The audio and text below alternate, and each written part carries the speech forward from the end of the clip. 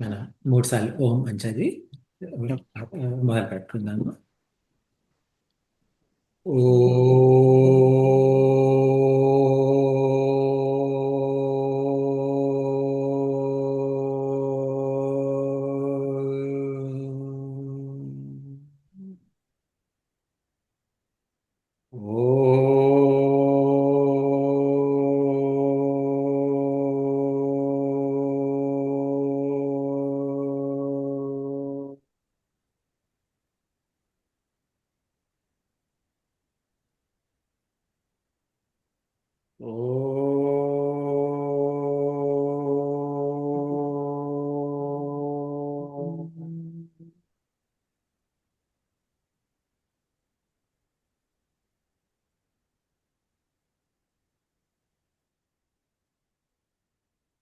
ఓం సహనా భవతు సహనౌ భునక్తు సహ వీర్యం కరవావహై తేజస్వినావధీతమస్తు మా విద్విషావహై.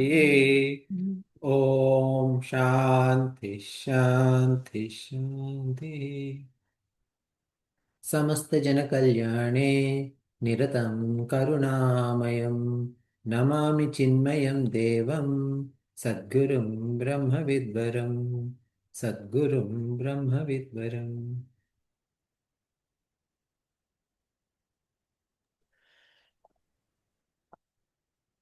స్టార్ట్ చేస్తారా?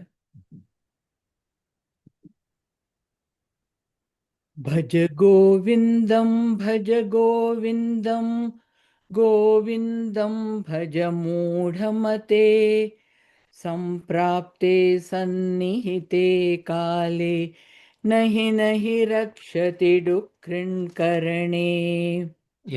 అది అన్మ్యూట్ చేసి రిపీట్ చేస్తారా? Sure. భజ గోవిందం భజ గోవిందం గోవిందం భజ మూఢమతే సంప్రాప్తే సన్నిహితే కాలే నహి నహి రక్షతి డుక్రుంకరణే. యావత్ పవనో నివసతి దేహే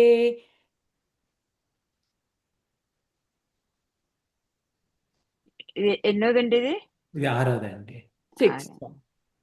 యావత్ పవనో నివసతి దేహే యావత్ పవనో నివసతి దేహే తావత్ పృచ్ఛతి కుశలం గేహే తావత్ పృచ్ఛతి కుశలం గేహే గతవతి వాయౌ దేహాపాయే గతవతి వాయౌ దేహాపాయే భార్యా బిభ్యతి తస్మిన్ కాయే భార్యా బిభ్యతి తస్మిన్ కాయే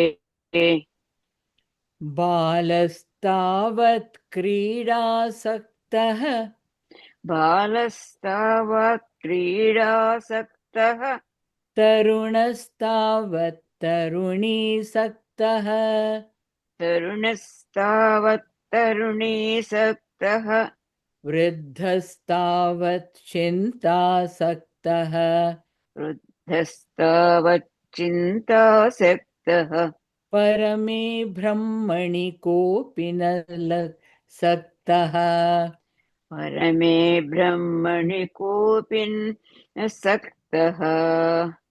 కాతే కాంతా కస్తే పుత్రః కాతే కాంతా కస్తే పుత్రః సంసారోయమతీవ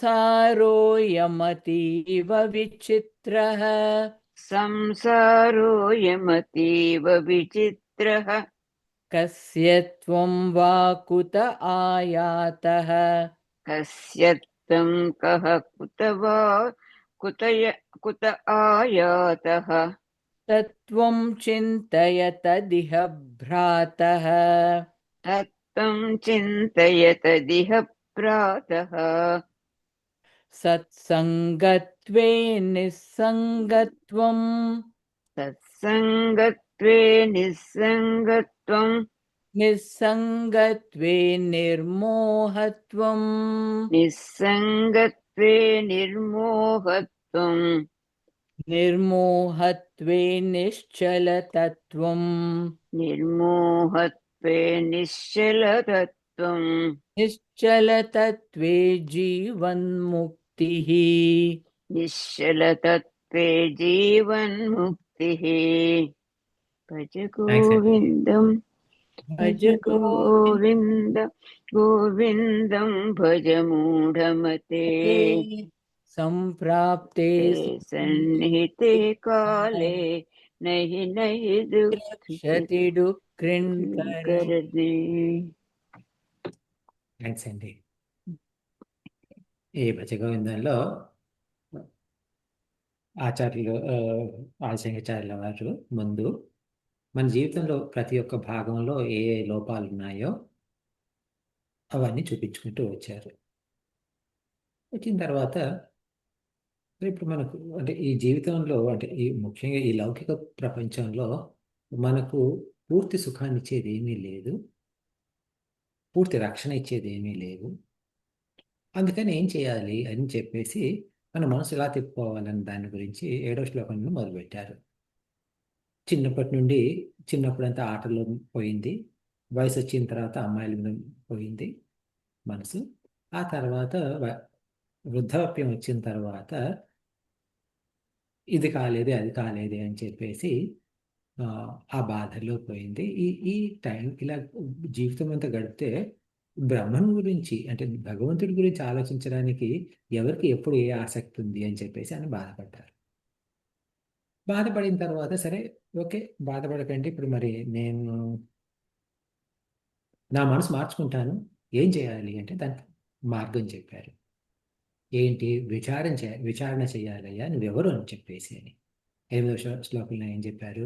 కాతే కాంత కస్తే పుత్ర, ఈ భార్య ఎవరు, పిల్లలెవరు, సంసారోయమ అతీవ విచిత్ర, ఈ సంసారం ఎంత విచిత్రం ఇది, కస్యత్వం వా కుత ఆయాత, అసలు నేనెవరు, నేనెక్కడి నుండి వచ్చాను, ఈ ఈ పద్ధతిన తత్వం చింతయ తదేవ భ్రాత. ఇలా అంటే నా ఉనికి అంటూ ఏమిటి, నేనెవరిని అన్న దాని మీద మనం విచారణ చేయాలని రమణ మహర్షి కూడా నేను ఎవరు అన్న దాని మీద పుస్తకం కూడా రాశారు. అంటే పుస్తకం రాయడం అంటే ఆయన మెయిన్ ఇదేమిటి అంటే నువ్వెవరో నువ్వు తెలుసుకో అని చెప్పేసి. రమణ మహర్షి గారు పేరెత్తాం కాబట్టి ఒక సంఘటన చెప్తాను. ఆయన కాలంలో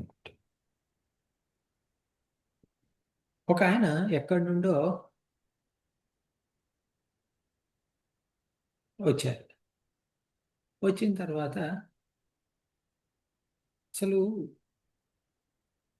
ఈ ప్రపంచం అంటే ఏమిటండి అని చెప్పేసి ఆయన, ప్రపంచం అంటే ఏదో లేకపోతే భగవంతుడు అంటే ఏమిటనో రమణ మహర్షి గారిని అడిగారు. రమణ మహర్షి గారు అప్పుడు ఈ ప్రశ్న ఎవరు వేస్తున్నారు అని అడిగారు. ప్రశ్న ఎవరు వేస్తున్నారు అంటే ఏంటండి, నేను కదా వేస్తున్నాను అంటే, అంటే నువ్వు అసలు ఎవరు వేస్తున్నారు నాకు తెలియదు, ఎవరు చేస్తున్నారు చెప్పండి అంటే నేను ఎవరు చెప్పాలా అంటే అవును చెప్పు అంటే ఆయన నా పేరు నేను నా పేరు మీకు పరిచయం చేయలేదు కదా, నా పేరు రామారావు అండి, నాకు ఇది అంటే రామారావు అనేది నీకు పెట్టిన పేరు అది ఓకే, అది నువ్వు కాదు కదా, అదేదో మీ అమ్మ నాన్న నీకు పెట్టిన పేరు, అది నువ్వెలా అవుతావు, ఆ పేరు పెట్టకుండా కూడా నువ్వు ఉన్నావు కదా అంటే అలాగా అలా అయితే నేను సరే నా గురించి చెప్పాలంటే నేను 5 అడుగుల 8 అంగుళాలు. అయ్యా అది నీ శరీరం యొక్క ఎత్తు ఒకరోజు అంటే పెరగక ముందు 4 అడుగులు ఉన్న రోజులు ఉన్నాయి, 3 అడుగులు ఉన్న రోజులు ఉన్నాయి. అది ఎలా నువ్వు అవుతావు? ఓహో నా ఎత్తు గురించి కాదు, ఎత్తు చెప్పలేను, బరువు చెప్పను, బరువు కూడా మారుతూనే ఉంటుంది కదయ్యా, అది నువ్వు ఎలా అవుతావు? సరే నా ఎత్తు చెప్పలేను, బరువు చెప్పలేను, పేరు చెప్పలేను, నేను మున్సిపల్ ఆఫీస్లో పనిచేస్తున్నానండి. అది నీ ఉద్యోగం అది అది నువ్వెలా అవుతావు? సరే, ఉద్యోగం గురించి కూడా చెప్పాలి. నేను బిఏ చదివానండి. బిఏ అనేది చదువు, అది నీకు వచ్చింది, అది అంతే తప్ప అదేదో డిగ్రీ వచ్చింది కానీ అది నువ్వెలా అవుతావు, అది నువ్వు కాదు. ఓకే? నేను ఈ దేహాన్నండి నేను. ఈ దేహం అంటే ఎలా అవుతావయ్యా నువ్వు? ఇప్పుడు నువ్వు 5 ఏళ్ళు ఉన్నప్పుడు ఇదే శరీరం ఉండేనా నీకు? అప్పుడు ఇంత శరీరం, ఇప్పుడు ఇంత పెద్ద శరీరం, ఈ రెండింటికి సంబంధం ఎక్కడిది? ఓహో, ఈ దేహం కూడా నేను కాదు. ఈ మనసు అండి నేను. ఓకే, నాలో ఉన్న ఆలోచనలు ఉన్నాయే, ఆ ఆలోచనలు అంతకన్నా ముందు ఈ ప్రాణం ఉంది కదండి, నేను ఈ ప్రాణం నేను. ఓకే, ఈ జీవితం ఉంటుంది కదా, నాకు ఈ ప్రాణం ఉంటుంది కదా, ఆ ప్రాణమే నేనండి. ప్రాణం అంటే వచ్చిపోయే గాలే కదా. ఇప్పుడు పీల్చిన గాలి ఇంకో క్షణంలో వదిలేస్తావు, ఆ తర్వాత పీల్చిన గాలి ఇంకో క్షణంలో వదిలేస్తావు. అది ఎలా నువ్వు అవుతావు? ఓహో, ఇవి నేను, నా మనసు అండి నేను. నా ఆలోచన విధానాన్ని బట్టి కదా నేను మంచివాడిని అనేది, చెడ్డవాడిని అందరు అనేది, అందుకని చెప్పేసి నా మనసు. నువ్వేనా కదా ఆలోచనలని, ఈ రోజు నా ఆలోచన రేపు ఉంటుందా, రేపు నా ఆలోచన ఎల్లుండి ఉంటుందా? లేదు కదా.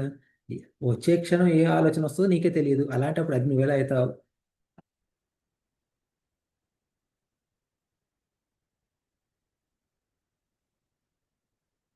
నేను నేను అనే అహంకారాన్ని అండి, ఆ భావాన్ని అండి.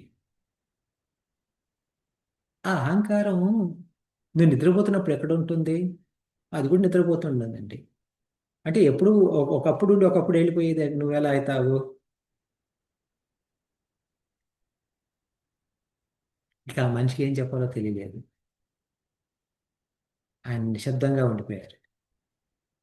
ఇప్పుడు చెప్పారు, రమణ మహర్షి గారు చెప్పారు. చూసావా, ఇది ఏది నువ్వు కాదు. నువ్వు అనేది వీటన్నిటికీ సాక్షి. ఆ సాక్షి ఏదైతే ఉందో అది భగవంతుడి తత్వం, అదే ఆత్మ, అదే నువ్వు అని చెప్పేసి. ఇది అంటే ఇప్పుడు ఇది అంటే ఇప్పుడు మనం అనుకోకుండా చెప్పినా కానీ ఎందుకు చెప్తున్నానంటే, ఈ చింతన చేస్తూ ఉంటుంటే మనం ఎవరము, ఎక్కడి నుండి వచ్చామని చెప్పేసి ఈ మిగతా అన్ని ప్రాపంచిక విషయాలన్నీ ఇలా పడిపోతూ ఉంటాయన్నమాట, కుప్పకూలిపోయి చివరికి మన ఆత్మతత్వం ఒకటే మిగిలి ఉంటుంది. ఈ ఆత్మతత్వం అనేది ఎలా వస్తుంది, నాకు కరెక్ట్గా ఎలా రావాలి అంటే, ఇప్పుడు అంటే దీనికి పద్ధతి ఏంటి? ఇప్పుడు ఆలోచించమన్నారు, నాకు సరైన ఆలోచన విధానం తెలియదు కదండి అంటే, ఓహో, అది దానికి సత్సంగత్వం చేసుకోను ఆయన. అంటే సత్సంగత్వం అంటే ఒక ఆధ్యాత్మిక విషయాన్ని చదువుకోవడమే కానీ రోజువారీ, లేదా ఆధ్యాత్మిక విషయం చెప్పగలిగే వారి సాంగత్యంలో ఉండడం కానీ, లేదా ఆ బ్రహ్మతత్వం మునిగి ఉండడమే కానీ ఇది సత్సంగత్వం. ఇలా చేస్తే ఇది నిస్సంగత్వానికి దారితీస్తుంది. నిస్సంగత్వం అంటే ఇప్పుడు మీరు మెట్లు ఎక్కుతున్నారనుకోండి, 10 మెట్లు ఉన్నాయి. ఒక కాలు రెండో మెట్టు మీద ఉంది, ఇంకో కాలు మూడో మెట్టు మీద ఉంది. ఓకే, ఒక కాలు రెండో మెట్టు మీద ఉంది, ఇంకో కాలు మూడవ మెట్టు మీద ఉంది. ఇప్పుడు మనం మెట్టు ఎలా ఎక్కుతాము, పైకి ఎలా వేస్తాము అంటే, రెండో మెట్టు మీద ఉన్న కాలు తీసేసి నాలుగవ మెట్టు మీద పెడితే మన స్థితి పెరుగుతుంది. ఇప్పుడు ఆ రెండవ మెట్టు తక్కువ అని కాదు, నాలుగో మెట్టు ఎక్కువ అని కాదు. ఓకే, ఇప్పుడు ఆ నాలుగో మెట్టు మీద ఉండే ఐదో మెట్టు మీద కాలు పెట్టాల్సినప్పుడు కూడా, అంటే అది అలాగే మనం మూడోది వదిలి 5, నాలుగోది వదిలి 6 ఇలా పెట్టుకుంటూ వెళ్ళిపోతాం. అంటే ఇంతకు ముందు ఉన్న కాలు ఇప్పుడు అంటే దేని మీద అయితే ఉందో ఇప్పుడు దాని మీద లేదు. కానీ మూడో మెట్టు మీద కాలు పెట్టడం అవసరం పడింది, నాలుగో మెట్టు మీద కాలు పెట్టడం అవసరం పడింది, ఐదో మెట్టు మీద కాలు పెట్టడం అవసరం పడింది. ఇలా ఇలా మెట్లు ఎక్కుతూ పోతుంటే మనకు పెరుగుదల వస్తూనే ఉంది. అలా అని చెప్పేసి ఏ మెట్టును మనం పట్టుకొని, ఓహో, ఈ మెట్టు గనక లేకపోతే నేను పైకి వెళ్ళేవాడిని కాదు కదా అని చెప్పేసి ఏ మెట్టును కూడా మనం పట్టుకొని వేలుకు రావడము. అలాగే మన జీవితంలో మనకు ఎన్నో అవసరాలు ఉంటాయి, కానీ దేన్ని పట్టుకొని పాకులాడకూడదు, దేనికోసం పాకులాడకూడదు, దేన్ని పట్టుకొని వేలాడకూడదు. అది నిస్సంగత. అంటే ఏది వస్తే అది వస్తుంది, ఏది ఉంటే అది ఉంటుంది, ఏది పోతే అది పోతుంది. ఎప్పుడు ఏది వస్తుంది, ఎప్పుడు ఏది పోతుంది అనేది మన చేతుల్లో లేదు కదా అని చెప్పేసి, అలా ఉంటే ఏమవుతుంది, ఏది వచ్చినా తీసుకునే ఇది ఉన్నప్పుడు, అప్పుడు ఇది వచ్చింది అని చెప్పేసి సంతోషం లేదు, ఇది రాలేదు అన్న బాధ లేదు.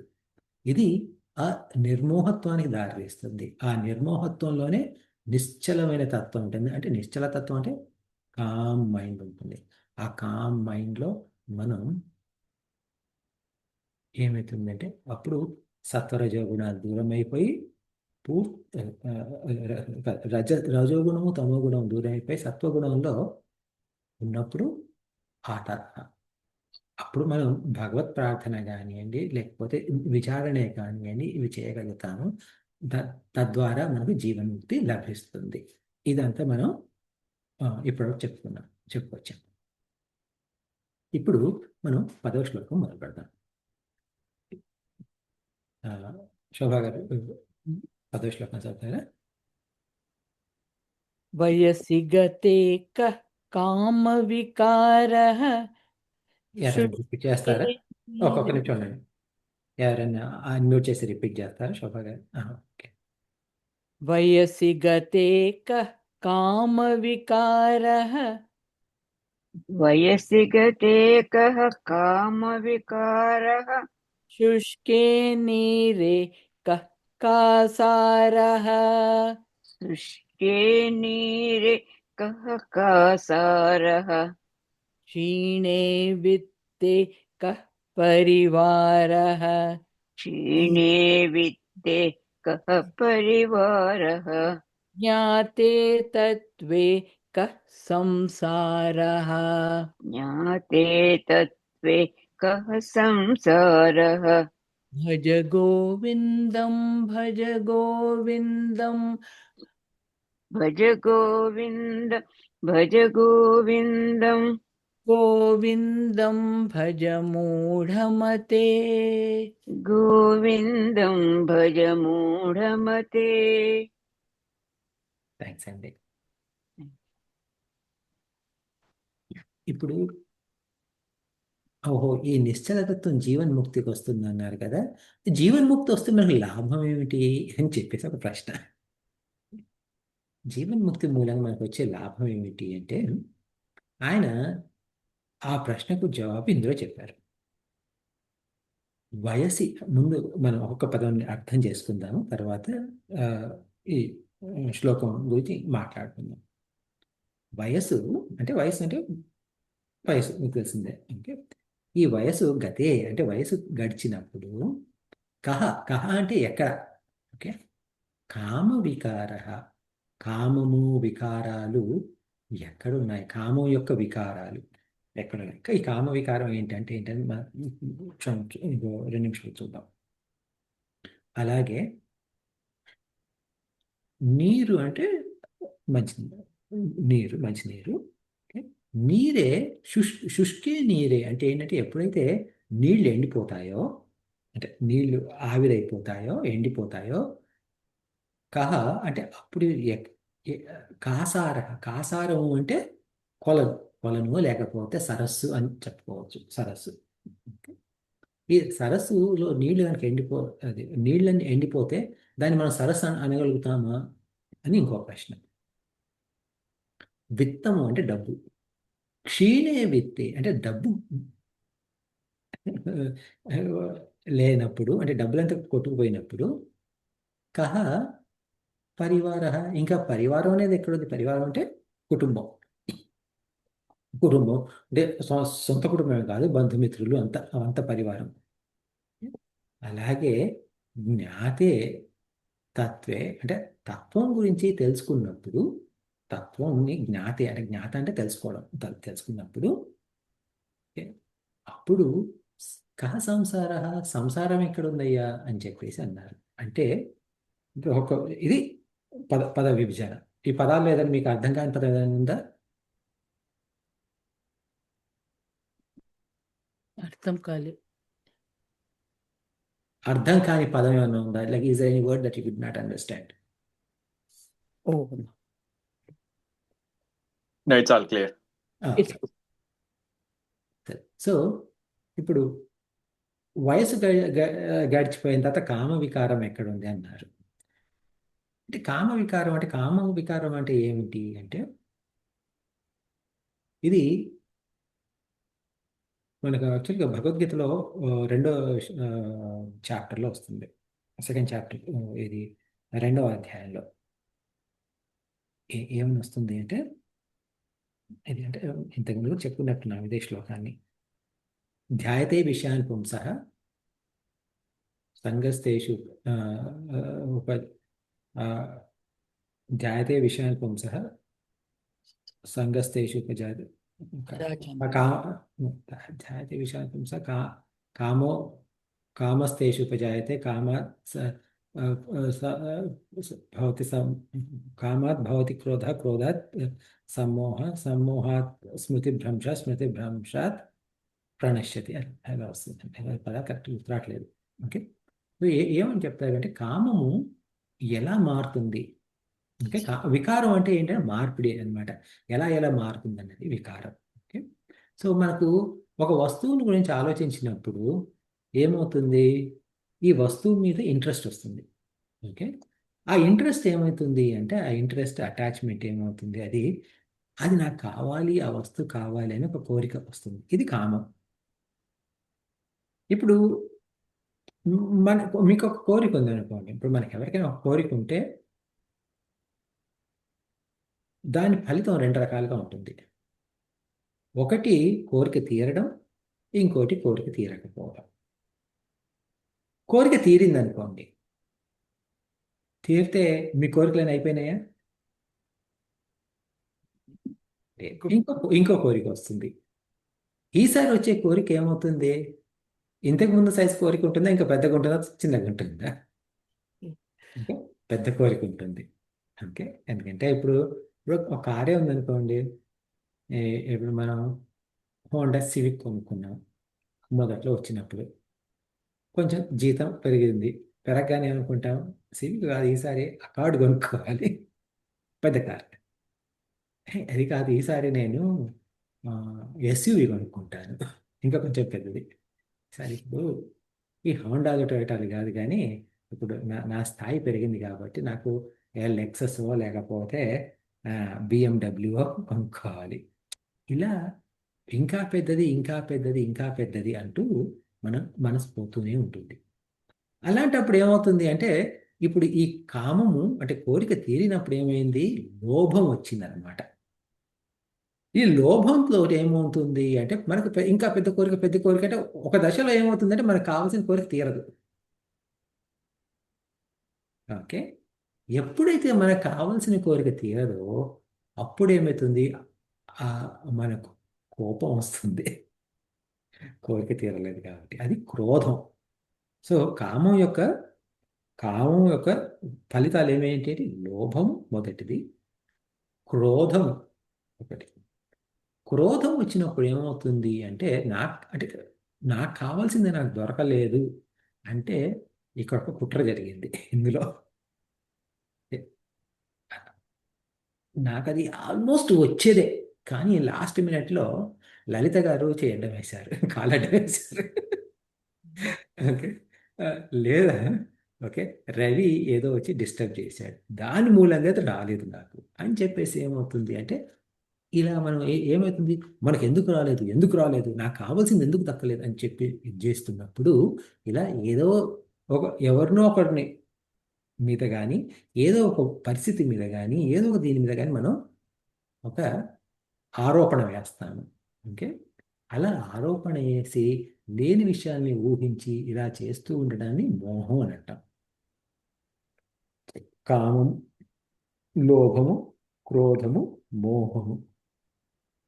ఈ మోహం వచ్చినప్పుడు ఏమవుతుంది, అందులో నుండి అలా జరిగినప్పుడు ఏమవుతుందంటే మీకు మనకు ఒకళ్ళ మీద లోపం వేస్తామా, కాదు. ఓకే, ఇది నాది, ఆ కోపంలో ఆలోచిస్తున్నా. నేను కోపంగా ఉన్నప్పుడు ఆలోచన అనేది చాలా కష్టం, కానీ కోపంలో ఆలోచిస్తున్నా. ఇది ముందు లలిత గారు తప్పు అనుకున్నాను, కాదు ఇది లలిత గారు తప్పు కాదు, రవి తప్పు అనుకున్నాను, కాదు ఇది శోభా గారు తప్పు అనుకున్నాను. సో ఇలా అందరి మీద వేస్తూ పోతుంటే ఏంటంటే నేను రకరకాల ఆలోచనలు ఉన్నాయి. ఒక క్షణం కాసేపు లలిత గారి మీద ఆరోపణ వేశాను, తర్వాత కాసేపు రవి మీద ఆరోపణ వేశాను, కాసేపు శోభా గారి మీద, కాసేపు సీత గారి మీద, ఇలా అందరి మీద ఆరోపణలు వేస్తూ వెళ్ళిపోతూ ఉన్నాను. వేస్తూ వెళ్ళిపోతుంటే ఏమైంది, చివరికి ఏ ఆరోపణ కరెక్ట్, ఏది కరెక్ట్ కాదు ఫస్ట్ ఆఫ్ ఆల్. కానీ ఇప్పుడు నా మనసులోనే ఇప్పుడు ఇంతమంది మీద ఇన్ని రకాల అభిప్రాయాలు ఉన్నాయి.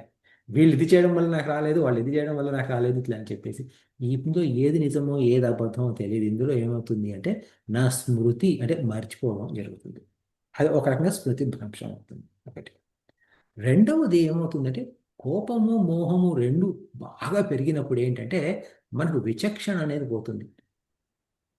ఏది రైట్ ఏది రాంగ్ అనేది ఆలోచించాం. ఓకే, అది దానివల్ల కూడా ఈ కామ క్రోధ లోభ మోహం తోటి ఏమవుతుంది అంటే స్మృతి భ్రంశమై తద్వారా మనము, ఎందుకంటే మనకు జంతువులకు తేడా ఏమిటి అంటే మనకు ఆలోచన శక్తి ఉంది, వాటికి ఆలోచన శక్తి లేదు. ఈ ఆలోచన శక్తి కనుక నశించిపోయింది అనుకోండి, స్మృతి భ్రంశం ఆలోచన శక్తి లేకపోతే మనకు జంతువులకి ఏ సంబంధం అంటే ఎలాంటి తేడా లేదు అట్లా. అందువల్ల ఇవన్నీ కూడా అంటే కామ క్రోధ లోభ మోహ మదము. మదం అంటే ఇంకొకటి, మదం అంటే ఏంటంటే నాకు పెద్ద కోరిక వచ్చింది అది తీరింది, ఇంకా పెద్ద కోరిక వచ్చింది అది తీరింది, అప్పుడు ఏమవుతుంది, నా అంతటి వాడు ఎవరు లేదో గర్వం వస్తుంది. ఈ గర్వం మనం. పోనీ నాకు కావాల్సింది మీకు ఇంకొకరికి వచ్చింది అనుకోండి, నాకు కావాలనుకున్నాను వాళ్ళకి వచ్చింది అని చెప్పేసి ఒక జలసి అంటామే, ఇంగ్లీష్లో జలసి అంటాం. అది తట్టుకోలేకపోవడం అంటే వేరే వాళ్ళకి వచ్చింది అన్నది, దీన్ని తట్టుకోలేకపోవడాన్ని మాత్సర్యం అంటాం. సో కామ క్రోధ లోభ మోహ మద మాత్సర్య ఇవన్నీ కూడా ఈ కామ వికారాలు అన్నమాట. ఇది ఇప్పుడు ఈ శంకరాచార్య వాడు అనేది ఏంటంటే వయసు గడిచిపోతే కామ వికార అంటే కామం ఎక్కడిది, వికారం ఎక్కడిది అంటే ఏమవుతుందంటే వయసు గడిచిపోయినప్పుడు ఏది కావాలని ఉండదు, ఏది తినాలని ఉండదు. ఇప్పుడు ఏంటంటే ఒక వ్యక్తికి 95 ఏళ్ళు వచ్చాయనుకోండి, వాళ్ళకి అన్నం పెడితే తినలేరు. అన్నాన్ని కూడా ఏంటంటే ఏదో ఇట్లా నీళ్ళగా ఉండి కొంచెం ఏదో ఇట్లా కలిపి ఏదో ఇట్లా కొంచెం కొంచెం స్పూన్ పెడితే సగం తినగలుగుతారు, సగం బయటకు వస్తుంది. ఇట్లా ఉన్నప్పుడు నాకు అది కావాలి ఇది కావాలనే కోరికలు అవంటూ ఏమీ ఉండవు. కోరికలు ఉన్న దానిలో ఎప్పుడున్నాయి కోరికలు అంటే వయసులో ఉన్నప్పుడే కోరికలు ఉన్నాయి. ఈ అన్ని రకాల కోరికలు వయసులో ఉన్నప్పుడే ఉంటాయి. ఎప్పుడైతే ఈ వయసు అనేది పోతుందో కోరిక పోతుంది. అంటే ఇప్పుడు ఇందులో ఏంటి అంటే మనకు కోరికకు మూలం ఏదైతే ఉందో ఆ మూలాన్ని తీసేస్తే కోరిక కూడా పోతుంది. అలాగే ఇప్పుడు శుష్కే నీరే కహ కాసార, ఇప్పుడు ఒక పెద్ద సరస్సు ఉందనుకోండి. సరస్సు ఉన్నప్పుడు సరస్సు అంటే దాని నిండా నీళ్లు ఉంటాయి, నీళ్లతో పాటు తామర పువ్వులు, ఆ పువ్వులు, ఈ పువ్వులు రకరకాలు ఇవి ఉంటాయి. అందులోనే చేపలు కప్పలు అవన్నీ, పాములు కూడా ఉండొచ్చు, ఇవన్నీ ఉంటాయి. దాని చుట్టూరా ఒక పెద్ద అంటే దానికి అనుబంధంగా రకరకాల చెట్లు పుట్టలు అవన్నీ అంటే అన్ని రకాలుగా ఏర్పాట్లు ఉంటాయి. అందులో నుండి ఏదో ఒక 2-3 సంవత్సరాలు వర్షాలు రాలేదు, కరువు వచ్చింది. దాంతోపాటు ఏమైంది, అందులో ఉన్న నీరంతా ఎండిపోయింది. శుష్కే నీరే. ఆ నీరు ఎండిపోయిన తర్వాత దాన్ని మనం సరసనగలుగుతామా, లేదు. చేపలు ఎక్కడ పోయినాయి, లేవు. కప్పలు లేవు. దాన్ని అక్కడ ఉండాల్సిన పాములు, నీటి పాములు అవి లేవు. తామర పువ్వులు అవి లేవు. మొత్తం ఇదంతా పోయింది. అలాగే మన దగ్గర డబ్బులు ఉన్నప్పుడు మనం వేరే వాళ్ళకి సహాయం చేస్తామనో ఏదో మొత్తానికి మీకు నానా రకాల ఫోన్లు వస్తూ ఉంటాయి. ఎలా అంటే మా అబ్బాయి పెళ్లి చేద్దాం అనుకుంటున్నాము, లేకపోతే మా అబ్బాయి చదువుకు కొంచెం డబ్బులు తక్కువైనాయి, మా అమ్మాయికి ఏదో చేస్తున్నామండి, మాకు ఇది కొంచెం డబ్బులు సహాయం చేయగలుగుతారా, ఇలా సహాయం చేయగలుగుతారా, అలా సహాయం చేయగలుగుతారా అని చెప్పేసి మీకు వాళ్ళ దగ్గర నుండి వీళ్ళ దగ్గర నుండి ఫోన్లు వస్తూ ఉంటాయి. ఫోన్లు రావచ్చు, మనుషులు రావచ్చు, రాకపోకలు అవన్నీ నడుస్తూనే ఉంటుంది మొత్తం. తర్వాత కొద్ది కాలానికి మన దగ్గర ఉన్న డబ్బు అంతా ఈ ఖర్చు అయిపోయింది, ఏమీ లేదు. అప్పుడు మన దగ్గరికి వచ్చేవాళ్ళు కూడా ఎవరు ఉండరు. ఇది ఆ ఎవరు రాకపోవడాన్ని ఏమన్నారు, క్షీణే విత్తే కహ పరివార. ఇవన్నీ ఈ 3 ఎగ్జాంపుల్స్ ఎందుకు చెప్తున్నారు అంటే, డబ్బు డబ్బు మూలంగా పరివారం వస్తుంది, ఆ డబ్బు తీసేస్తే పరివారం లేదు. నీరు మూలంగా సరస్సు వచ్చింది, సరస్సులోని నీళ్లు తీసేస్తే ఆ సరస్సు పోయింది. వయసు ఉండడం మూలంగా కామం వచ్చింది, ఆ వయసు పోతే కామము పోయింది. ఇప్పుడు ఏమన్నారంటే, జ్ఞాతే తత్వే కహ సంసార. ఇది ముఖ్యమైన లైన్. ఎప్పుడైతే తత్వజ్ఞానం వస్తుందో ఇంకా సంసారం ఎక్కడిది అని. ఎప్పుడైతే తత్వజ్ఞానం లభిస్తుందో అప్పుడు సంసారం ఎక్కడిది అంటే, తత్వజ్ఞానం లభించినంత వరకు సంసారం ఉంది. తత్వజ్ఞానం లభించలేదు అంటే అజ్ఞానిగా ఉన్నంత వరకు, నేను అజ్ఞానిగా ఉన్నంత వరకే ఈ సంసారము. ఏ క్షణానైతే నాకు జ్ఞానం వస్తుందో అప్పుడు ఈ సంసారం అనేది ఉండదు. అది ఈయన చెప్పడం. ఇప్పుడు ఇది మన ఇంతకు ముందు శ్లోకానికి దీనికి సంబంధం ఏమిటి? సత్సంగత్వే నిస్సంగత్వం, నిస్సంగత్వే నిర్మోహత్వం, నిర్మోహత్వే నిశ్చలతత్వం, నిశ్చలతత్వే జీవన్ముక్తి అన్నారు కదా. ఆ జీవన్ముక్తి లభిస్తే ఏం జరుగుతుందంటే సంసారం అనేది మాయమవుతుంది. ఇది మనం చాలా మంది వింటాం. ఎందుకంటే ఇప్పుడు సంసారం ఒక మాయ. జ్ఞానం వస్తే సంసారం కొట్టుకుపోతుంది అని. అలాంటప్పుడు ఏంటి అంటే, ఇదేదో ఒక ఒక మహానుభావుడు, ఒక జీవన్ముక్త మహానుభావుడికి సంసారం కనబడదు. ఓకే, ఇట్లా ఎటు చూసినా శూన్యమే కనబడుతుంది, అలా కాదు దాని ఉద్దేశం. ఆ సంసారం యొక్క ఉన్న లోటుపాట్లు అవన్నీ తెలుస్తాయి. అది మానసికంగా ఆ ఆ జీవన్ముక్త పురుషుడికి, పురుషుడని కాదు, స్త్రీ కావచ్చు, ఆ జీవన్ముక్త అయిన మనిషికి ఈ ప్రపంచానికి ఎలాంటి సంబంధము ఉండదు. వాళ్ళు చూస్తారు, అన్ని చూస్తారు, మాట్లాడతారు. ఓకే, వాళ్ళు జీవన్ముక్తులు కూడా భోజనం చేస్తారు. ఓకే, వాళ్లకు ఇప్పుడు ఎవరైనా ఇప్పుడు ఆ జీవన్ముక్త మహానుభావుడు తెలుగు వాళ్ళు ఉన్నారనుకోండి, ఏమండి మీరు రొట్టె తింటారా, అన్నం తింటారా అంటే అన్నం తింటానండి అని కూడా చెప్తారు. ఓకే, అదే ఉత్తరాది వాళ్ళు అయితే నాకు అన్నం వద్దు, రొట్టెలే పెట్టండి అని కూడా అనొచ్చు. అవన్నీ ఉంటాయి, కానీ వాళ్లకు సంసారానికి ఎలాంటి సంబంధం ఉండదు. అంటే ఏమిటి అంటే, ఇది శరీరము, ఈ శరీరం పనిచేయాలి, ఈ శరీరం పనిచేయాలి అంటే ఈ శరీరానికి ఏదో తిండి పెట్టాలి. ఈ శరీరానికి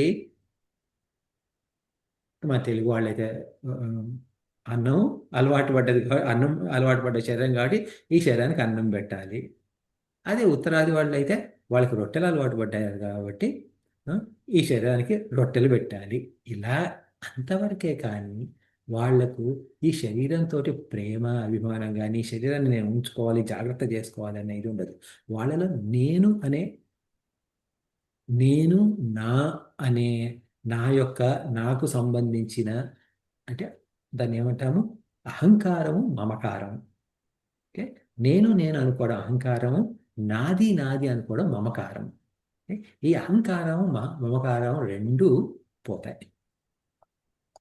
అప్పుడు ఏమవుతుందంటే, అహంకారం మమకారం పోయిందనుకోండి, అప్పుడు వాళ్ళ ముందు ఎవరున్నా ఎవరు లేకపోయినా ఒకే రకంగా ఉంటుంది. అలాగే వాళ్లకు ఏది దొరికినా ఏది దొరకకపోయినా, ఏది ఉన్నా లేకపోయినా అంటే అది మనుషులే కానివ్వండి, డబ్బే కానివ్వండి, వస్తువులే కానివ్వండి, ఓకే, అనుభవాలే కానివ్వండి, ఏవైనా కానీ ఏది వచ్చినా రాకపోయినా ఉన్నా లేకపోయినా వాళ్ళ మనసు ఒకే స్థాయిలో ఉంటుంది. ఓకే, ఆ మనసులో ఎలాంటి ఎదు ఎత్తుపల్లాలంటూ ఉండవు, ఒడుకుదొడుకులంటూ ఉండవు. అది సంసార నాశనం అంటే. ఓకే, తద్వారా వాళ్ళు అలా గడిపుకొని జీవితం గడిపిన తర్వాత ఏమవుతుందంటే వాళ్ళకు నేను నేను నా నా అనేది పోయింది కదా, అహంకారం అమకారాలు లేవు కదా. అప్పుడు ఆ జీవితం ఆ శరీరంతో అలా గడిచిపోతూ ఉంటుంది. శరీరానికి రోగం వచ్చినా వాళ్ళు పెద్ద బాధపడరు, దాని గురించి ఏది ఫీల్ అవ్వడం అంటూ ఉండదు.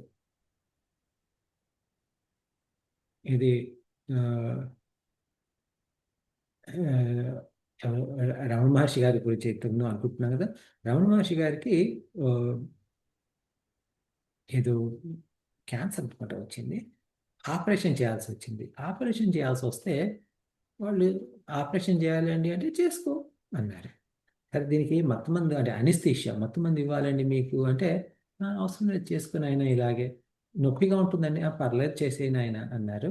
మా డాక్టర్లు మత్తుమందు ఇవ్వకుండానే ఆ రోజుల్లో సర్జరీ చేసినా కానీ ఆయనకు ఎలాంటి ఇది లేదు. తర్వాత వీళ్ళెవ్వరు కూడా ఇటువంటి ఈ మహాత్ములు ఎవరు కూడా నేను ఇంకా కొంచెం ఎక్కువ కాలం బ్రతకాలి అందుకని చెప్పేసి నేను ఇంకా కొంచెం మంచి మందులు తీసుకోవాలి నా శరీరానికి అనేది ఏమీ లేదు. అలా అని చెప్పేసి స్వామి చిన్మయానంద గారిని తీసుకోండి. ఆయన ఎప్పుడు కూడా అంటే ఆయన జీవించి ఉన్నంత కాలం ప్రతిరోజు అంటే ఆయన ఆ, కోమాలోకి వెళ్ళినంత వరకు కూడా ప్రతిరోజు ఆయన పాఠం చెప్తూనే ఉన్నారు. వేదాంత వేదాంతాన్ని నేర్పిస్తూనే ఉన్నారు. ఆయన ఎప్పుడు కూడా ఇస్త్రీ చేసిన బట్టలు మాత్రమే వేసుకునేవారు. ఓకే? ఈ సన్యాసికి ఇస్త్రీ చేసిన బట్టలు ఎందుకు? ఓకే, సన్యాసి అంటే ఇప్పుడు ఈ ఇది ఉండకూడదు కదా. ఎలాంటి ఆ, ఆ, అంటే ఇప్పుడు మమకారాలు అహంకారాలు అంటూ ఉండకూడదు కదా. మరి ఇస్త్రీ చేసిన బట్టలే ఎందుకు వేసుకోవాలి అని అంటే, ఆయన ప్రొద్దస్తమానం రోజుకు 2 పూటలు పాఠాలు చెప్పేవారు. పాఠం చెప్పిన తర్వాత ఆయన దగ్గరికి వందలాది మంది ప్రజలు వచ్చి కాళ్ళకి దండం పెట్టుకోవడము, దగ్గర రావడం అంత చేసుకున్నారు. అలా వచ్చినప్పుడు ఇప్పుడు ఈయన గారు ఒంటి నుండి చెడు వాసన కానివ్వండి, బట్టలు మురికిగా కానీ ఉంటే అది ఆ వచ్చిన వాళ్ళకి అసంతృప్తిగా ఉంటుంది, అన్కంఫర్టబుల్గా ఉంటుంది. వాళ్ళ కోసం ఈయన అలా వేసుకునేవారు అనమాట, ఇతరుల కోసం. వాళ్ళు ఉమ్, మామూలుగా సన్యాసులు బట్టలు వేసుకోవాల్సిన అవసరం లేదు. వాళ్ళు బట్టలు ప్రజల కోసం, సమాజం కోసం వేసుకుంటారు తప్ప వాళ్ళ కోసం వేసుకోరు. శ్వేతాంబరు జైన మతంలో శ్వేతాంబరులు దిగంబరులు అని ఉంటారు. ఓకే, సో వాళ్ళు బట్టలు వేసుకోకపోయినా ప్రజల కోసమే, బట్టలు వేసుకున్న ప్రజల కోసమే.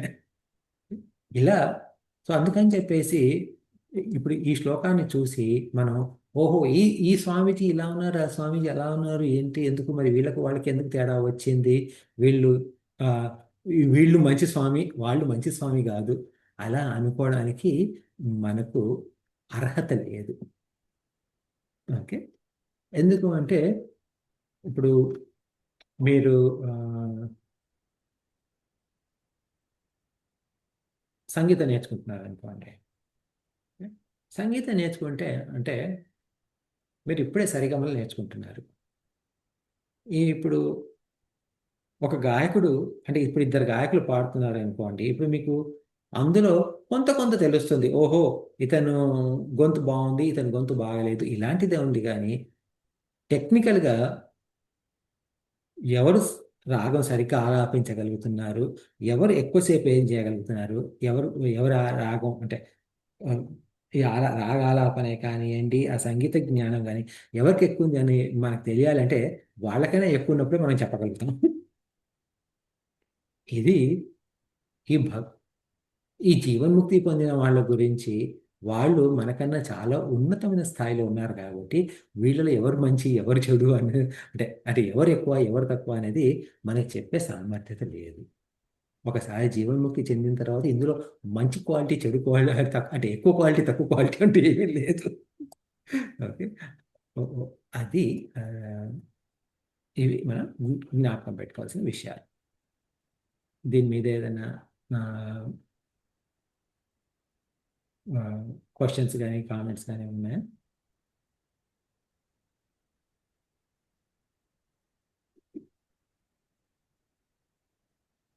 నెక్స్ట్ శ్లోకానికి వెళ్దాము. 11వ శ్లోకం. శోభ గారు ఓకే. శోభా గారు చదువుతారు. ఎవరైనా ఇంకెవరైనా మీరు అన్మ్యూట్ చేసి ఫాలో చేస్తే, అంటే ఇంతకుముందు చదివిన వాళ్ళు ఎవరైనా అన్మ్యూట్ చేసి శోభా గారిని ఫాలో చేస్తే బాగుంటుంది. ఓకే, నేను ఫాలో అవుతాను. మా కురు ధన జన యౌవన గర్వం మా కురు ధనజయ యౌవన గర్వం హరతి నిమేషాత్ కాలః సర్వం హరతి నిమేషకాలం సర్వం హరతి నిమేషాత్ కాలః సర్వం హరతి నిమేషాత్ కాలం సర్వం మాయామయమిదమఖిలం హిత్వా మాయామయమిద అఖిలం హిత్వా బ్రహ్మపదం త్వం ప్రవిశ విదిత్వా బ్రహ్మపదం త్వం ప్రవిశ విదిత్వా భజ గోవిందం భజ గోవిందం భజ గోవిందం భజ గోవిందం గోవిందం భజ మూఢమతే గోవిందం భజ మూఢమతే. థ్యాంక్స్ అండి. ఇప్పుడు ఈ ఇప్పుడు ఏమవుతుంది అంటే మనకు ఎప్పుడైతే మన సత్సంగత్వం కావాలి, నిస్సంగత్వం కావాలి, ఓకే, ఇలా చేయాలి అనుకుంటుంటే ఇవన్నీ మనం చేయాల్సిన మంచి పనులు. ఇది మన మార్గం చూపిస్తున్నారు. ఈ మార్గం చూపించినప్పుడు మార్గంలో ఒక్కోసారి ఏమవుతాయి అంటే, ఇప్పుడు రోడ్డు మీద అప్పుడప్పుడు స్పీడ్ బ్రేకర్లు ఉంటాయి. స్పీడ్ బ్రేకర్లు ఉన్నప్పుడు ఏం చేస్తాము, దాని మీద అది తెల్ల రంగు ఎల్లో కలర్ వేస్తాం. వేస్తే ఏమవుతుందంటే అప్పుడు ఈ స్పీడ్ బ్రేకర్ ఉంది ఇక్కడ అని చెప్పేసి స్లో చేసుకొని నెమ్మదిగా వెళ్తాం. అలా ఎక్కడెక్కడ ఏమేమి జాగ్రత్తలు పడాలి అన్నది మనకు తెలియాలి. ఎలాంటి జాగ్రత్తలు పడాలి మనం ఈ మార్గంలో అన్నది ఈ శ్లోకంలో చెప్తున్నారు అనమాట. మా అంటే సంస్కృతంలో మా అంటే అమ్మ, మాత అంటే అమ్మ, కానీ ఉట్టి మా అంటే వద్దు అని. మా కురు, కురు అంటే చెయ్యడం. అదే మా కురు అంటే చెయ్యవద్దు అని అర్థం. ఏం చేయకూడదు అంటే 3 రకాల, ఓకే, మా కురు చెయ్యవద్దు. ఏంటి? ధనము ఒకటి, ధనము అంటే డబ్బు. జనము అంటే నా చుట్టాలు, నా పిల్లలు, నాకున్న పవరు. అంటే ఇప్పుడు అదే మన ఈ రాజకీయ నాయకులకి వాళ్ళకి ఎంత జనం ఉంటారు, బోలెడు జనం. ఓకే, అదంతా వాళ్ళు కూడా జనమే. యవ్వనం, యవ్వనం అంటే వయసులో ఉన్నప్పుడు యవ్వనం. గర్వం అంటే వీటన్నిటికి సంబంధించిన గర్వం ఏది పెట్టుకోకండి ఆయన అని చెప్తున్నారు. ఎందుకు అంటే హరతి, హరతి అంటే వెళ్ళిపోతుంది. అంటే హరణ అంటే దొంగతనం లాగనమాట. ఒక దొంగతనం జరిగిపోతుంది. ఎంతసేపు దొంగతనం జరగడానికి ఎంతసేపు పడుతుంది అంటే నిమిషాత్, నిమేషాత్. ఓకే, హరతి నిమేషాత్. నిమేషం అంటే ఒక నిమిషం అనుకోండి. అంటే ఒక ఘడియ, ఒక నిమిషంలో కాలం. ఎవరు దొంగ? ఎవరు? కాలహ, కాలము దొంగతనం చేస్తుంది. ఏం దొంగతనం చేస్తుంది? మొత్తం దొంగతనం చేస్తుంది. ఇది ఇది లేదు, అది లేదు, మొత్తం దొంగతనం చేస్తుంది. మాయ, మాయ అంటే మాయ తెలిసిందే. మాయామయం అంటే మాయతోటి నిండిపోయింది ఇది. ఏది? ఇదం. ఇదంతా ఇదం అంటే ఈ ప్రపంచం అంతా. ఓకే. మాయామయం ఇదం, మాయతో నిండిపోయింది ఈ ప్రపంచం. కొంచెం కాదు, మొత్తం. అఖిలం. అఖిలం అంటే మొత్తం. హిత్వా. హిత్వా అంటే హితువు చెప్పడం. హితువు చెప్పడం మంచి చెప్తున్నారు కాబట్టి ఎవరికైతే మంచి చెప్తున్నామో, ఓకే, ఈ మంచిని తీసుకొని, ఓకే,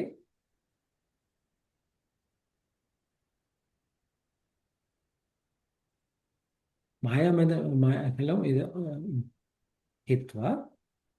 ఒక్కోసారి బుద్ధ్వా అని కూడా ఉంది కొన్ని కొన్ని శ్లోకాల్లో, అంటే కొన్ని రచనలలో మాయామద మయమిదం మీకు అఖిలం బుద్ధ్వా అని కూడా ఉంది. ఈ హిత్వా అని కూడా, అంటే ఈ హితువు తీసుకొని, లేకపోతే బుద్ధ్వా అంటే ఈ విషయం తెలుసుకొని, లేకపోతే ఈ హితువు తీసుకొని ఏం చేయాలి అంటే బ్రహ్మపదం త్వం ప్రవిశ. త్వం అంటే నువ్వు, మీరు, ప్రవిశ అంటే చేరుకోండి, అంటే చేరండి. ఎందులో చేరాలి? బ్రహ్మపదంలో చేరండి. అంటే బ్రహ్మను ఎక్కడ ఉంటాడో అక్కడ చేరుకోండి. విదిత్వ. విదిత్వ అంటే ఇది తెలుసుకున్న తర్వాత. ఇప్పుడు ఈ మొత్తం శ్లోకం ఒక అర్థం చూద్దాం. ఏమంటున్నారంటే మామూలుగా మనకు గర్వం ఉండడానికి 3 కారణాలు చెప్పారు.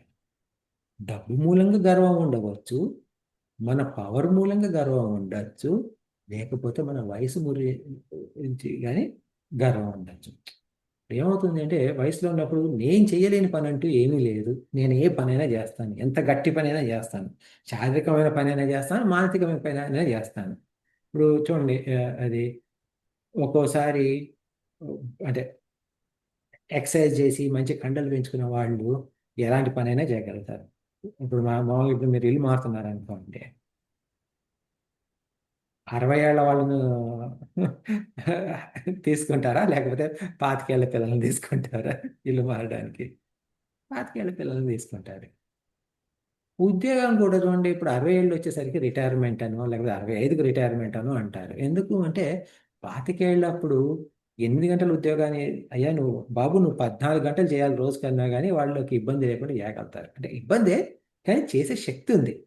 అదంటే ఫిజికల్ శక్తి కాకపోయినా కానీ మానసికమైన శక్తి ఉంది ఆ వయసులో. అదే 45 వచ్చిన తర్వాత అబ్బో 14 గంటల కష్టం, 10 గంటలు అయితే చేస్తాను, 10 గంటల కన్నా రోజుకు 10 గంటల కన్నా ఎక్కువ నా వల్ల కాదంట. అదే 60 వచ్చింది అనుకోండి, 8 గంటల కన్నా ఎక్కువ కాదంటాం, 65 వచ్చింది అనుకోండి, నా వల్ల కాదని చెప్పేసి రిటైర్ అయిపోయింది. ఓకే. సో ఇది మనం ఏమైనా చేయగలుగుతాము అన్నది ఎప్పుడు అంటే మనకు వయసులో ఉన్నప్పుడు, యవ్వనంలో ఉన్నప్పుడు మనం ఏ పనైనా చేయగలుగుతాం. అలాగే ఏమంటాం, ధనమేరానికి మూలం అంటాం కాబట్టి డబ్బుంటే కాని పని ఏదే అంటూ ఏమీ లేదు. డబ్బు ఉన్న వాళ్ళకు ఏ ప్రపంచం అంతా వాళ్ళ కింద ఆ, ఉంటుంది అనే ఒక అభిప్రాయం. అందులో కూడా తప్పు అంటే అది అబద్ధం అని చెప్పట్లేదు. ఓకే, అది నిజమే. యవ్వనం ఉన్నంత మీరు చేయగలిగిన పని అంటూ చేయలేని పని అంటూ ఉండదు, అది నిజమే. ఒక్కోసారి డబ్బున్నా కూడా పని కావాలి అంటే డబ్బున్న వాళ్ళు పోయి రాజకీయ నాయకులను పట్టుకోవాలి, పవర్ ఉన్న వాళ్ళని పట్టుకోవాలి. అయ్యా ఇప్పుడు నేను ఈ వ్యాపారం చేద్దాం అనుకుంటున్నాను, దానికి ఇప్పుడు మరి గవర్నమెంట్ ఒప్పుకోవాలండి, దానికి సహాయం చేయాలి. సహాయం చేయాలంటే రూల్స్ మార్చాలి ఏదో ఒకటి. ఓకే, సో మీరు సహాయం చేయాలండి అంటే వాళ్ళు సరే ఇంత దేశాన్ని బట్టి లంచం ఇవ్వమంటారో, లేకపోతే డొనేషన్ ఇవ్వమంటారో, ఏదో ఒక రకంగా ఏదో చేసుకొని చేస్తారు. అయితే అప్పుడు ఏమవుతుంది, ఓహో నాకు అదే పదవి ఉంది, పవర్ ఉంది, లేకపోతే నాకు మనుషులు ఉన్నారు. ఓకే, నాకున్న మనుషులతో నేను ఈ ఊళ్ళో ఏదైనా సాధించగలుగుతాను. నా మాటకి ఎవ్వరు ఏమి అడ్డు చెప్పలేరు. ఎందుకంటే నా వెనక చూసావా ఎంతమంది ఉన్నారో, ఓకే, నా వెనక ఎవరున్నారో చూసావా, నాకు మద్దతు ఇచ్చేవాళ్ళు ఎవరున్నారో చూసావా అని. ఇలా ఉన్నాయి కదా, ఇవన్నీ నిజమే. కానీ వేటి మీద కూడా గర్వం పెట్టుకోవద్దు. గర్వం పెట్టుకోవద్దు అంటే వేటిని నేను చూసుకొని మురిసిపోవద్దు. ఎందుకు అంటే కాలం వీటన్నిటిని తీసేస్తుంది. అందుకని మనకు తెలుగులో ఒక సామెత ఉంటుంది, ఓడలు బండ్లైనాయి, బండ్లు ఓడలైనాయి అని.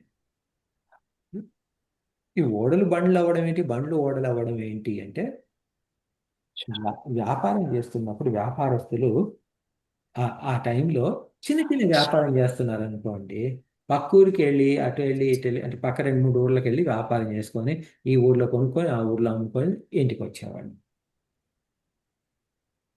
అలా చేస్తూ చేస్తూ పెరుగుతూ పెరుగుతూ పోయిన తర్వాత అంటే వ్యాపారం పెరిగిన తర్వాత ఈ దేశంలో కొని ఆ దేశంలో అమ్మడం, ఆ దేశంలో కొని ఈ దేశంలో అమ్మడం, ఇలాంటివి చేసేవాళ్ళు. ఇది ఇంటర్నేషనల్ ఇంపోర్ట్ ఎక్స్పోర్ట్ అనమాట. దానికి అప్పుడు విమానాలు లేవు కాబట్టి ఓడల మీద, ఓడలు అంటే పడవలు, పడవల మీద ఒక దేశం నుండి ఇంకో దేశంకి వెళ్ళడం, ఆ దేశం నుండి రావడం అయ్యేది. దీంట్లో ఇప్పుడు ఈ పక్క ఊర్లో ఉన్న ఇప్పుడు మీరు ఆ, పక్క ఊర్లో ఒక ఊర్లో వస్తువుకు ఇంకో ఊర్లో అమ్మితే మనకి పెద్ద లాభం అంటూ ఉండదు. ఎందుకంటే చుట్టుపక్కల అంతా దొరుకుతాయి, ఎక్కడ పడితే అక్కడ దొరుకుతాయి. ఓకే, ఇప్పుడు ఎలా అంటే ఇప్పుడు మనకు భారతదేశంలో తీసుకోండి, పల్లెటూరు నుండి వీళ్ళు కూరగాయలని కొనుక్కొస్తారు, వచ్చి కొనుక్కొచ్చి పక్క టౌన్లో అమ్ముతారు. టౌన్లో పెద్ద పండగ పోవచ్చు, పల్లెటూరులో దొరుకుతుండొచ్చు, కాకపోతే ఏంటంటే అది వ్యాపారమే, కాకపోతే చిన్న ఎత్తు వ్యాపారం. అదే ఇప్పుడు మీరు అమెరికా నుండి సామాన్ తీసుకెళ్ళి భారతదేశంలోనో, భారతదేశం నుండి సామాన్ తీసుకెళ్ళి చైనాలోనో ఇలా అమ్ముడు పోయే విషయాలు ఏవైతే ఉన్నాయో లోకల్ ఎక్కడ పడితే అక్కడ దొరకవు. అలాంటప్పుడు ముఖ్యంగా పాత కాలంలో అందులో మనకు మార్జిన్స్ ఎక్కువ ఉండేవి, దానివల్ల లాభాలు ఎక్కువ ఉండేవి అనమాట. అందుకని చెప్పేసి మనిషి పరిస్థితి బాగుంటే బండి ఓడ అయిపోయింది అంటే ఏంటంటే వ్యాపారం బాగా జరిగి ఓడలైనాయి. అలాగే నష్టం వచ్చినప్పుడు ఆ ఓడలే బండ్లు అయినాయి. అంటే ఏమైంది, అవంతా వ్యాపారం అంత వ్యాపారం వదులుకొని మళ్ళీ చిన్న చిన్న వ్యాపారం చేసుకోవడం. అది కాలం ఏ రోజు ఎప్పుడు ఎవరిని ఎలా తీస్తుందో మారుస్తుందో తెలియదు. ఓకే, అది అందుకని చెప్పేసి ఏం చెప్తున్నారు, డబ్బు తీసుకోండి, ఈ రోజున్న డబ్బు రేపు ఉండకపోవచ్చు, ఈ రోజు లేని డబ్బు రేపు రావచ్చు. మీరు ఈ లాటరీ టికెట్ వాళ్ళని తీసుకోండి, లాటరీ టికెట్ విజేతలని అంటే గెలిచిన వాళ్ళని, వాళ్ళు గెలిచిన వాళ్ళంతా మిలియన్ల డాలర్లు, వీళ్ళకి $10 మిలియన్ వచ్చినాయి, వాళ్ళకు $50 మిలియన్ వచ్చినాయి అని చెప్పేసి మనం వింటూ ఉంటాం. అంటే పేపర్లో వేస్తూ ఉంటారు, ఈ లాటరీ వచ్చింది, వాళ్ళకి లాటరీ వచ్చింది, వీళ్ళకి లాటరీ తగిలింది. కానీ విషయం ఏంటి అంటే ఆ లాటరీ వచ్చిన వాళ్లకు దాదాపు 60% మంది 3-4 సంవత్సరాల లోపల దివాళా ఎత్తేస్తున్నారు, అంటే బ్యాంక్రప్ట్సీ అవుతుంది వాళ్ళకు. అంటే డబ్బు ఎలా వస్తుందో తెలియదు, ఎలా పోతుందో తెలియదు. అంటే వాళ్ళకు ఏంటి ముఖ్యంగా ఏంటంటే అంత డబ్బు వచ్చినప్పుడు దాన్ని ఎలా మేనేజ్ చేయాలని తెలియక అది విచ్చలవిడిగా ఖర్చు పెట్టి మళ్ళీ మొదటి స్థాయికి రావడం జరుగుతుంది అనమాట. అలా డబ్బు ఎప్పుడు వస్తుంది ఎప్పుడు పోతుందనో తెలియదు. అందుకని చెప్పేసి గర్వం పెట్టుకోకూడదు. జనం పవరే చూసుకోండి. ఓకే, ఈరోజు ప్రధానమంత్రి ఎలక్షన్ మారగానే, ఎలక్షన్ కాగానే ప్రతిపక్షం ఒక్కోసారి వాళ్ళకు కూడా ఓటు రాలేదనుకోండి, వాళ్ళకి అది వాళ్ళ సీటు దక్కలేదనుకోండి, ఏ పవరు లేదు, ఏమీ లేదు. ఏ రోజు ఎవరికి పవర్ ఉంటుంది, ఏ రోజు ఎవరికి పవర్ పోతుందో తెలియదు. అలాగే యవ్వనం అని కూడా మనం ఆలోచిస్తుంటాం. ఎవరో ఒకళ్ళు మన రోడ్డు మీద పోతుంటే హాయ్ అంకుల్ అంటారు. ఏంటి ఎవరు ఈ పెద్ద ఈ మనిషి ఎవరు మనకు హాయ్ అని చెప్తున్నారు అంటే, అంకుల్ నన్ను గుర్తుపట్టలేదా, నేను రాజును. రాజు ఎవరు? అదే అంకుల్, మీరు అప్పుడు నాకు అది బాలవిహార్లో టీచర్గా ఉండేవాళ్ళు, అప్పుడు ఆ ఇయర్లో నేను వచ్చేవాడిని. అప్పుడు నువ్వు ఇట్లా 5 ఏళ్ల పిల్లోడి కదా, ఇప్పుడు ఏంటి ఇంత పెద్ద గడ్డం ఇది అనగానే మనకు తెలుస్తుంది, ఓహో అది నేను మొన్న చెప్పినట్టుంది, అప్పుడు 5 ఏళ్ల పిల్లోడికి చెప్పినట్టుంది, ఇప్పుడు చూస్తే పిల్లవాడు 30 ఏళ్ళ అయ్యాడు, పెళ్ళయిందంట, అది ఉద్యోగం చేస్తున్నాడు, పెళ్ళయింది, భార్య కడుపుతోటి ఉంది. ఆ చిన్న బాబేనా ఇంత అంటే ఆ పిల్లవాళ్ళు 25 గడిచేటే నాకు 25 గడిచినట్టే కదా. నా యవ్వనం అనేది ఏదైతే ఉందో అది పోయింది. ఆ యవ్వనం పోయితే నాకు వయసు అయిపోయిందే. ఇది అట్లా ఎట్లా గడిచిపోయింది, ఇంత ఇంత తొందరగా టైం ఎలా గడిచిపోయింది అన్న ఆలోచనలు వస్తూ ఉంటాయి. అది ఏ రోజు యవ్వనం ఉంటుంది, ఏ రోజు యవ్వన కాలం పోతుంది మనకు తెలియదు అది. ఏ? అందువల్ల ధన గర్వమే కానివ్వండి, జన గర్వమే కానివ్వండి, యవ్వన గర్వమే కానీ ఏది పెట్టుకోకండి నాయన అని చెప్తున్నారు. ఇది ఈ ప్రపంచం అంతా మా ఇదం ఇదం అంటే ఈ ప్రపంచం. ఈ ప్రపంచం అంతా కూడా మాయామయం. అంటే మాయ ఇక్కడుంది మాయ అంటే మాయామయం అన్నారు. మయం అంటే ఏమిటి అంటే ఒక్కోసారి ఏమవుతుందంటే ఇప్పుడు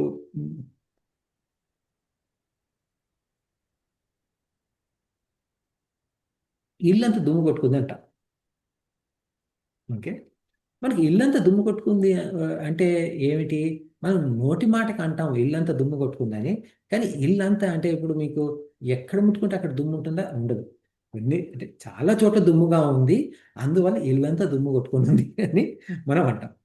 ఓకే, అది ఒక రకం ప్రయోగం. ఇంకొకటి ఏంటి అంటే ఇప్పుడు పాలు. ఓకే, పాలు విరిగిపోయినాయి. పాలు విరిగిపోతే పాలు విరిగిపోవడం తెలుసు కదా. ఓకే, పాలు విరిగిపోయినాయి అనుకోండి. ఇప్పుడు ఓహో, ఈ పక్కన విరిగిపోయినాయేమో, ఈ పక్కన నుండి నేను తీసుకుంటానంటే కుదురుతుందా? కుదరదు. అటువైపు కూడా విరిగిపోయినాయి. మీరు ఏ మూల వెతికినా కానీ ఆ పాలల్లో, అది లీటర్ పాలే కానివ్వండి, గ్యాలన్ పాలే కానివ్వండి, ఏ మూల వెతికినా అంతటా విరిగిపోయే ఉన్నాయి పాలు. ఓకే, ఇది ఈ విరిగిపోవడం ఏమైంది? ఇది సంపూర్ణంగా విరిగిపోయింది అనమాట. ఓకే, ఎక్కడ కూడా ఇది ఇంతకుముందు ఎగ్జాంపుల్లో ఇల్లంతా దుమ్ము కొట్టుకొని ఉంది అంటే ఒక్కో చోట దుమ్ము ఉంది, ఒక చోట దుమ్ము లేదు. కానీ ఇక్కడ పాలు విరిగిపోయినాయి, అట్లా మొత్తం విరిగిపోయినాయి పాలు. ఇలాగే ఇది విరిగిపోయిన మయం అన్నమాట. అది ఆ మయం అంటే అట్లా ఆ రకంగా పూర్తిగా అయినప్పుడు మయం. ఇప్పుడు మనం ఈ ప్రపంచాన్ని, బయట ప్రపంచాన్ని చూసామనుకోండి, మీరు ఒక విషయం మీ కళ్ళ ముందు కనబడింది అనుకోండి, మీ కళ్ళకు కనబడేదంతా మాయనే. ఓకే, భగవంతుడి విగ్రహం కనబడుతుంది కదా, అది కూడా మాయనే. ఓకే, నా శరీరం నాకు కనబడుతుంది, ఇది మాయ. నా ఆలోచనలు నాకు తెలుస్తున్నాయి, అది కూడా మాయ. ఓకే, అలా ఈ ప్రపంచంలో మాయ లేనిదంటూ ఏమీ లేదు. ఓకే, అందువల్ల దాన్ని మాయామయం అన్నారు. ఓకే, అది టైం, నేను టైం చూసుకోలేదు, టైం దాటిపోయింది. ఆ, ఇక్కడ ఆపుదాము. ఈ ఈ రెండో భాగం ఆ, వచ్చే వారం కవర్ చేస్తున్నాం. క్లోజ్ చేద్దాం మరి.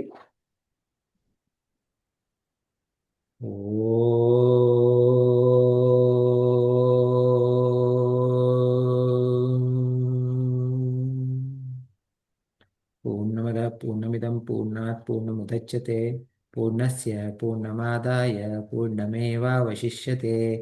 ఓం శాంతి శాంతి శాంతి. హరి ఓం శ్రీ గురుభ్యో నమః.